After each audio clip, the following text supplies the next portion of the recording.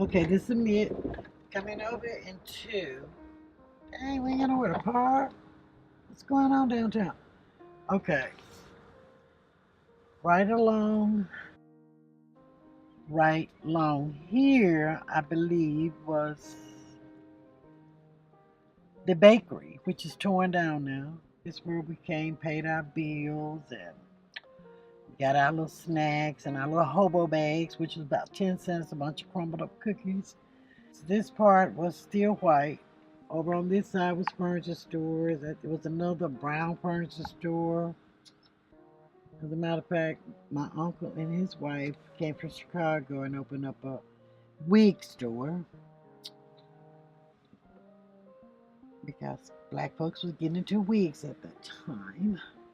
This was Peaches Cafe, which President Obama visited here when he came to Jackson and ate at Peaches. This was an In-N-Out place. And as you can see, these were the booths that the kids would sit in, the grown folks sit over at the bar.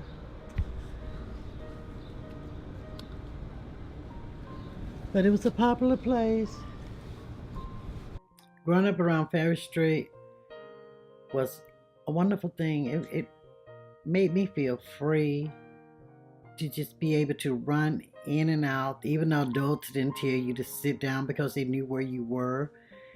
And running in and out of the cafes and up and down the street, laughing,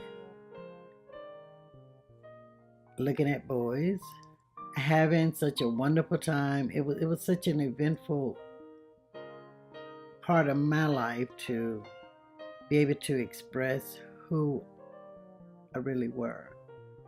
And that is being black. No matter how light the skin is, you still were considered black. Our area was basically from a little portion of a mitt on back, but mainly from Griffin Street all the way down to Cohee. That was our area, and we would go in and visit the funeral homes and in and out, signing names, not knowing who the people were, but we were in and out. On Sundays after church, we would go down to the ice cream parlor, which was on Farish Street. Being on Farish Street was a time of saving our little wrappers from the bread bags that the bread came in. You take the iron and you run it over it. That was your free ticket into the movie, which was only about 35 cents at the time, but 35 cents was an awful lot. We would sit there sometime, the movie would not play all the way. It couldn't hardly hear it. We had to be really, really quiet. Mr. White would get furious, but it was fun. And we were able to do these things at an early age, unlike today.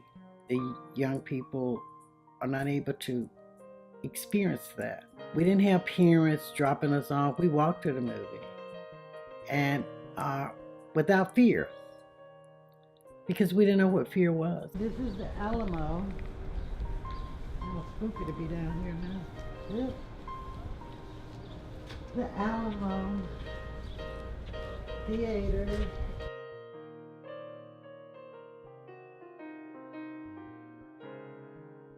Over to the right was the concession stand. This was where you bought your tickets and come in. Right here.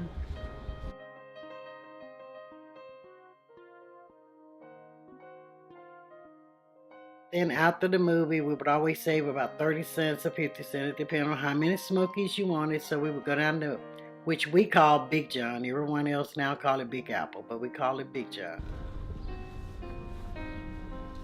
And that's, oh, the Big Apple is closed because today is Monday. You want to get out?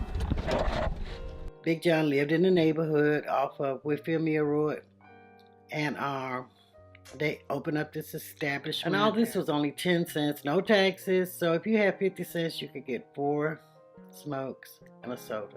You were in good company, even with the adults, because so everybody that was on Farish Street basically looked out for each other's children. the effect that it had on me was we were free. Once my children obtained that age, the freedom wasn't there that I had as a child growing up.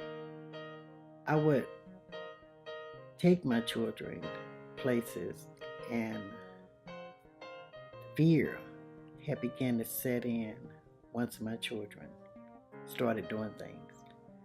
The negative side of it, not so good side, was how white people did not allow us to come into, even the children. We didn't understand. We didn't know we weren't supposed to. Well, we were told, but we just wanted to see, could we get away with it? We were children, surely children can do things and not have such a negative impact. And sometimes you think these things that your parents tell you not to go in is maybe they don't want us to go in these places, but it was actually true. Even at my age, I'm 62 years old, I experienced the look and the following in the store. Once you get into a store, we were followed, and we had to open our hands to show that if we had them like this, they thought we had stole something, so we had to open up. And even when it's far, sometimes it's opening your mouth to see if you had stolen a piece of candy or gum. We didn't take that well. We would go in sometime and just knock stuff off the shelf and run out, and we laugh about it once we get outside and run, dodge and dodge. And sometimes they actually did call the police on us, but we could outrun the police. So we would hide and in an alley somewhere. And that was during the time of the civil rights movement, when Dr. King would come to Jackson and march, he and Meg Evers. It was a time of running, and when we saw the police, we would run and hide, even as children.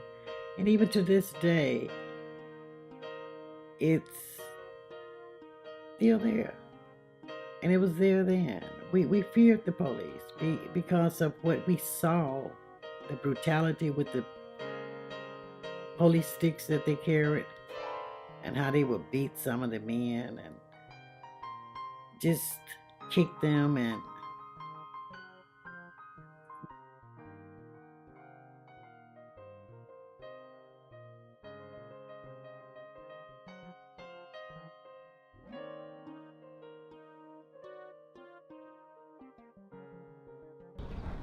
this was Home's dining room, and it was a upscale black establishment which had white tablecloths and red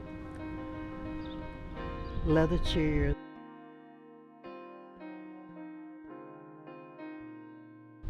The chrome silver trimming, real nice.